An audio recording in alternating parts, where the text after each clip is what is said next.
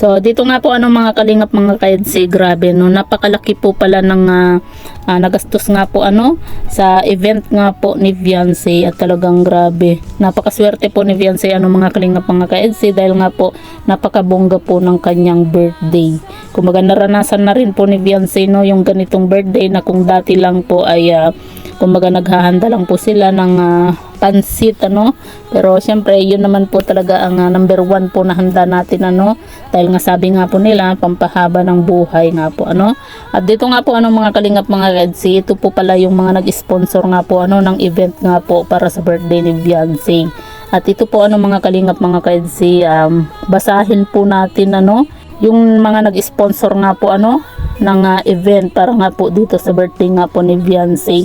At talagang hindi po biro yung mga halagang ipinaabot nga po nila at nagtulong-tulong din po para nga po sa birthday nga po ni Viancy mga kalingap mga kaedsi. So ito po mga kalingap mga kaedsi, basahin po natin yung mga pangalan nga po ng nag-sponsor para nga po sa event ng birthday nga po ni Viancy mga kalingap.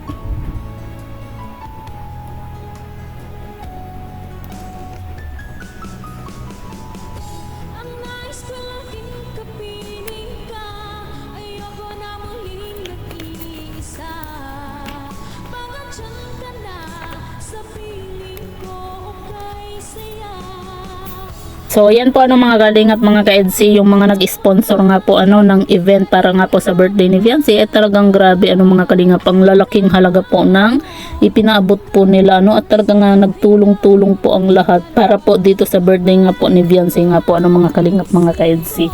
Grabe yung natanggap na blessing nga po ni Viancy na talagang ang laking halaga, tapos meron pa po siyang cellphone brand new cellphone. At talagang iPhone po iPhone 15 Pro nga po mga kalingap.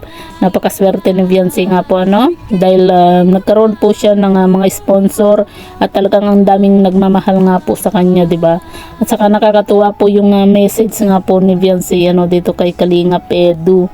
Talagang lahat pinasalamatan nga po ni Viancy sa kanyang birthday. Kumbaga sinasabi nga po ni Viancy na kumbaga lalo na dito kay Kuya Val grabe yung sinabi po ni Viancy na kung hindi po dahil kay Kuya Val, hindi po niya naranasan yung ganitong birthday nga po, at saka yung mga blessing nga po na dumating nga po sa kanya, di ba? At dito nga po mga kalingap mga kaedsi, grabe yung nagastos din po pala dito nga po sa event ni Viancy sa birthday nga po ni Viancy mga kalingap mga kaedsi. At ito nga po basahin po natin, venue sound system 20,000, then LED 20,000, food 42,000, cake 5,000, decoration 15,000, grazing table 10,000, photo booth 6,000, photographer 5,000, videographer 5,000, tapos host 7,000, HMUA 10,000, wardrobe gown 10,000, photoshoot 20,000, essential 2,500, then performers 3,000, layout 1,500, prices 3,000, ALM coordination fee 25,000. Then ang total po ay 210,000 nga po. Grabe mga kalingap, ang laki napakaswerte po ni Viancy, at yun nga, bonggang bongga po talaga yung kanyang naging birthday.